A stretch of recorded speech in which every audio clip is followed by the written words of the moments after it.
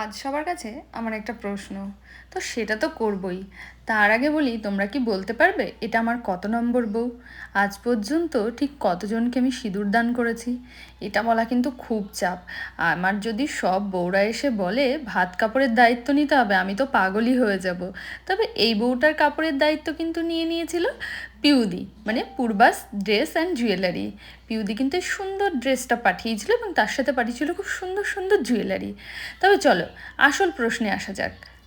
আমি একজন makeup artist, তো বর্তমানে আমার একটা গভীর প্রশ্ন হচ্ছে যে আচ্ছা, আমরা আগে জানতাম আমাদের যে প্রোফাইলটা আছে এই প্রোফাইলে আমরা যতদূর সম্ভব আমরা মেকআপের কাজ রাখার চেষ্টা করতাম এবং মেকআপের ছবি ভিডিও এগুলোই রাখতাম। আর মেকআপ টিউটোরিয়াল মানেই আমরা মানে যেমন ডেমনস্ট্রেশনে একটা ভিডিও যখন আমরা এডিট করতাম তখন আমরা চেষ্টা করতাম যে কি কি প্রোডাক্ট আমরা ইউজ করেছি, কিভাবে করেছি সেগুলোকেই শেয়ার করা। কিন্তু বর্তমানে এটা দেখছি কেউ শুনছে না বা কারোর ভালো লাগছে না। তার কারণ এখন মানুষ ছুটেছে কন্টেন্টের পেছনে।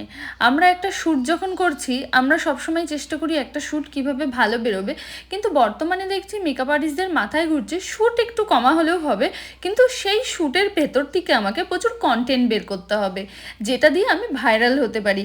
যেমন আগে আমরা শ্যুটে এমন অনেক কিছু সিন ঘটতো যেগুলো আমরা কখনোই ভিডিওতে দিতাম না।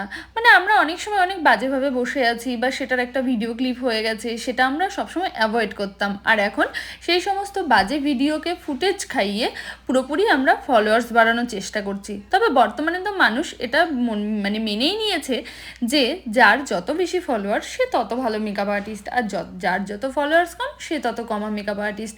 এটা আমার একটা প্রশ্ন। আমার দেখা প্রচুর মেকআপ আর্টিস্ট আছেন এবং হেয়ার আর্টিস্ট আছেন যারা খুব ভালো কাজ করেন অথচ তাদের ফলোয়ার্স কম।